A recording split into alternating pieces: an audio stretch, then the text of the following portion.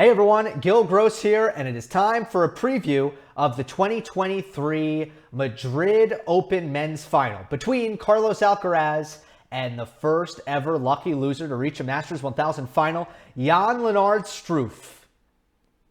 I will talk about each player's keys and paths to victory. I will give a prediction at the end, but first, let's start with the head-to-head. It is one apiece between Struff and Alcaraz. The German won in 2021 in the third round of Roland Garros against what I would call a prepubescent Carlos Alcaraz. If not literally, that's kind of what it looked like. If you want to go back and see what Alcaraz looked like at the time, he looks half the size in every single muscle in his body. But Struff won that one. More recently, a post-muscled Carlos Alcaraz faced Jan-Lennard Struff at Wimbledon last year. First round. With Alcaraz's lack of grass court experience, that was one that we had circled, no doubt about that. And it was as uncomfortable for Alcaraz as I thought it could be. It went 5 sets. Alcaraz just squeaked by and escaped. And Struff at the time was coming off of the injury, so there wasn't much form for Struff. I mean, he probably feels at that time that he wasn't even close to his best. And he was still able to push Alcaraz to 5. Of course, the conditions are much better for Alcaraz in Madrid than they are at Wimbledon. If nothing else, just due to his experience playing on this court surface and his, at this point, already long history of successful winning efforts on this very court. Let's talk about their paths this tournament so far. Alcaraz has been really awesome. He hasn't dropped a set since the opening set he played against Emil Ruusuvuori in his first match. Since then, he has top 50 wins against Sonego, Ben Shelton, Dusan Lajovic. Sorry, those are the people Struff beat. Apologies. Since the Ruusuvuori 3-setter, Alcaraz has defeated Dimitrov, Zverev, Khachanov, and Coric. All in straight sets.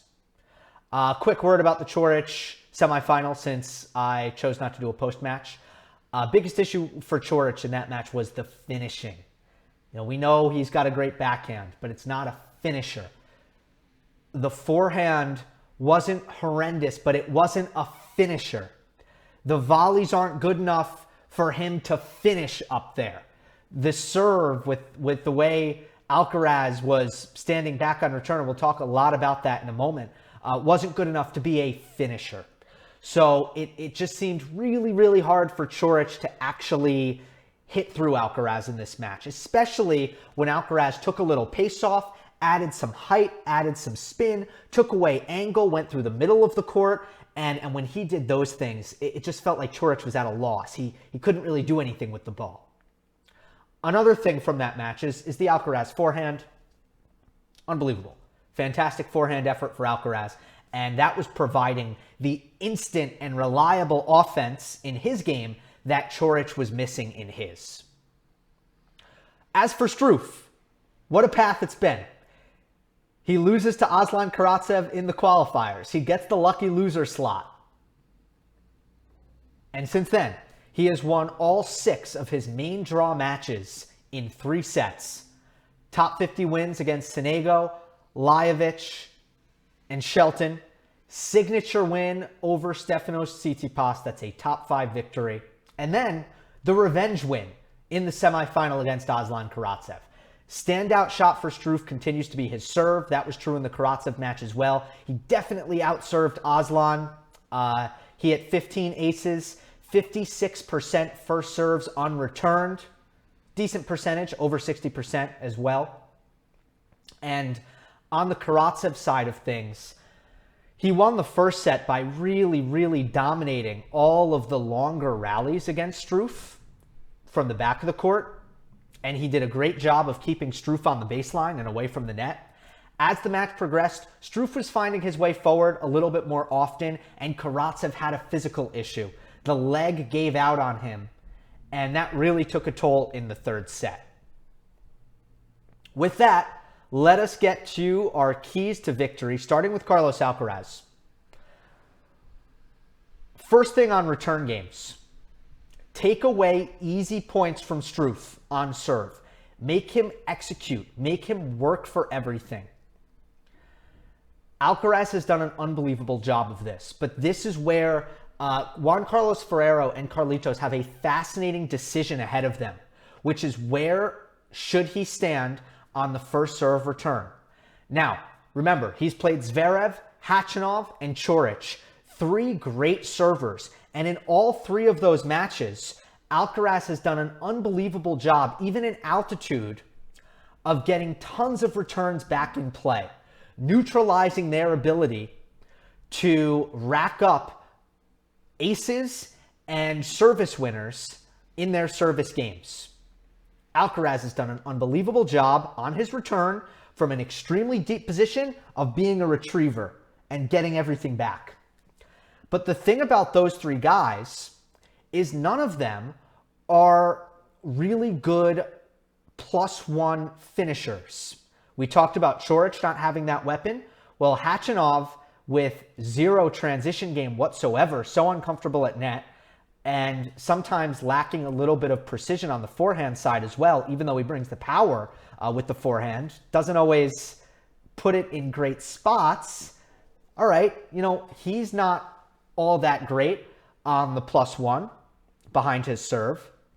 Zverev is not great there at all. His forehand, especially in the match, left everything to be desired. The backhand is not going to really produce reliably as a winning shot behind the serve either.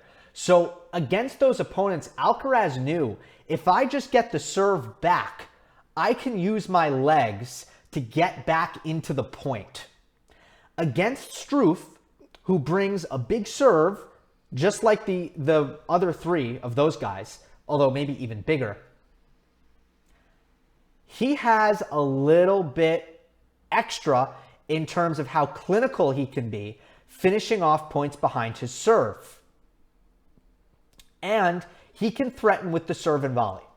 And if Alcaraz is going to stand on the back fence, he is going to open up the serve and volley option. He's not going to get aced as often. He's going to have more time to get more returns back in play, but the serve and volley is going to be there. So does he stand up and take away the serve and volley and potentially allow Struff to get more cheap points, or does he stand back and allow Struff to serve and volley? What's he going to do there? If I were him, I would stand deep. I would stand back, let Struff serve and volley, make the returns, and just force Jan-Lennard to execute good volleys over and over again. That's what I would do. Probably. I would take the Medvedev approach to start. And if that doesn't work, okay, change it. But that's how I would start. We got to see what he does. But whatever he does, it's about taking away the easy points on the Struff serve. No aces, no service winners, no easy serve +1s. As soon as Alcaraz gets out of that initial violence, first shot, second shot, he's probably going to be in good shape. He just needs to escape those first couple shots. Okay. Next thing, on the Alcaraz serve, it's kill or be killed. Kill or be killed. With Struff, it's the same thing. Jan-Lennard is going to be aggressive. So for Alcaraz, serve location is going to be crucial because we've seen Struff in these last couple matches. If you give him second serves, or even if you miss your spot on first serves, he is going to try to crush the return and take control of the rally right away, if not finish the rally right away. He is, in my estimation, the most aggressive returner on the ATP Tour. I don't know anyone else on the tour. Karatsev is up there. Frankly, Alcaraz is up there on his second serve return as well. Tiafoe is up there. But Struff might be the most aggressive returner on tour. So you have to stay away from his strike zone, both on the forehand and the backhand. Alcaraz has another decision to make. as does Juan Carlos Ferrero. They have to decide, what are we going to do here? Do we want to limit Struff's opportunities on second serve return? So do we want to make a high percentage of first serves, take a little bit of pace off, and focus on location? Maybe hit a bunch of kick serves even. And that will at least keep Struff from getting looks at second serves that he is definitely going to try to attack. That's the first option. The second option is we are going to gun the serve, gun the first serve, and try to get tons of aces and service winners, because we know that Struff is going to be standing up on the baseline looking to be aggressive. And what we can do is get a bunch of free points to take advantage of that. Once again, I have an opinion. If I were coaching Alcaraz, I would say, hit the first serve, baby. I want to see 130 in the corner. Let's rack up those aces. And on the second serve, you might get attacked, but we're going to just try to fend it off and deal with that. You know, that would be what I think would be best. All right. So with the serve, kill or be killed. What's going to happen? Alcaraz needs to be the killer on serve, in my opinion. Baseline rallies, simple plan here. Make Struff hit forehands moving to his right. That is really where he breaks down. That is where he is not able to hang. If you make him move to his right and hit forehands, he misses a ton, and he doesn't move all that well into that corner. Sometimes can leave the ball short, a little bit spinny. Pretty good on the backhand side, even on the run. You know, sometimes he can hit some great backhands on the run, but on the forehand, not so much. So that's going to be the play. You know, try to get into that forehand and make him move to his right. And lastly, look for the lob. Struff can get very close to the net. He can get very tight. Alcaraz has brilliant lobs. And we've seen a lot of players in the past with great backhand lobs. Murray and Hewitt kind of really, you know, come to mind. Alcaraz has a great forehand lob. I have not seen that very often, but just something to keep in mind. That I think Alcaraz will be keeping an eye on that. If Struff gets too close to the net, expect him to be ready to lob. I don't think he's going to fall into the trap that many players would fall into of just, you know, constantly going for the passing shot and not considering the lob at all times. Let's talk about Struff. And obviously, since I did Alcaraz first, there's going to be some parallels here. For Struff, of course, the key is to recognize Alcaraz's return position and make a plan based on that. Serve and volley if Alcaraz is deep. Stick with that. I think if he stays back, he is doomed. If Alcaraz stays deep and Struff stays back, and Alcaraz hits, you know, the high loopy return that Nadal is so good at, that, boy, he's hit really well throughout this tournament. I don't know that Struff is going to be able to find enough +1 aggression to actually put himself in a position to win the point. So you have to serve and volley if Alcaraz is deep.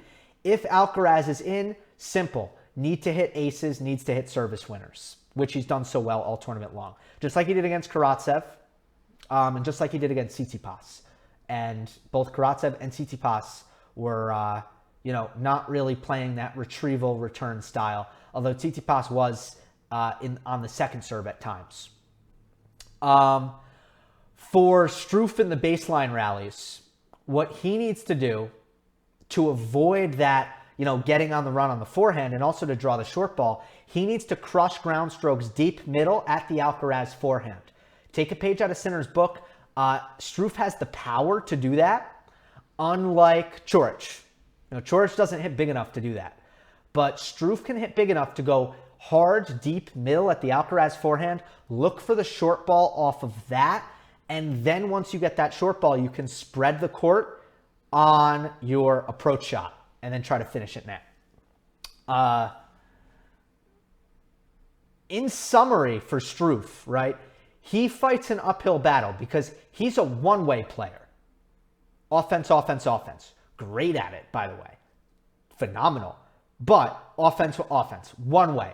Alcaraz is two-way. Offense and defense. So it stands to reason that if Struff is going to win, he needs to disproportionately play to his strong side of the tennis, which is his offense. So he needs to play way more offense than Alcaraz. And you have to do that by being in attack, obviously far more than Alcaraz. That means dominating the serve and return.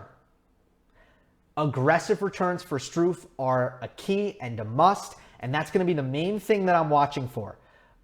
Look, I don't think Struff is going to have a great time breaking Alcaraz's serve. I just don't, especially if Alcaraz serves as well as I think he will. But I know that Struff Struff will also be holding serve a decent amount. The breaking of serve is dependent on Struff landing some aggressive returns. So I'll be watching for the Alcaraz serve against the Struff return more than anything else. My prediction. My hunch is that this is going to be a showcase for Alcaraz's serve improvement. He knows how important it is against Struff in particular. The conditions set up perfectly for him to do this. We've seen him use it in finals before when he's needed it, like against Casper Ruud at the US Open. And I expect a lot of cheap points for Alcaraz as Struff looks to be aggressive on the return. I also think that Alcaraz will have fresher legs. I am concerned for Jan-Lennard's fatigue levels coming into this match. I know he has a day off, and that's good, but it's been a lot. It's been very taxing, and I guess the stat to kind of watch on that front is first serve percentage. If his legs are tired, he's not going to make as many first serves, which is obviously going to be an issue. The pressure is all on Carlitos, but I've been so impressed with how he's handled it. It's not easy to be in the position that he's in, where the entire draw has completely gone wild, and the top player in the semis, besides you, is what? Coric is the 17 seed coming in on a massive losing streak. The other side, you have two guys who played qualifying, and you're in Madrid.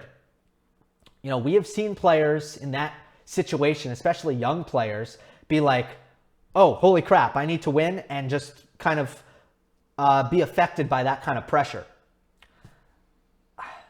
I don't think Alcaraz, I think Alcaraz is past that. I don't think he's in that mental position where he falls victim to that anymore. So I'm very confident in Alcaraz's performance here.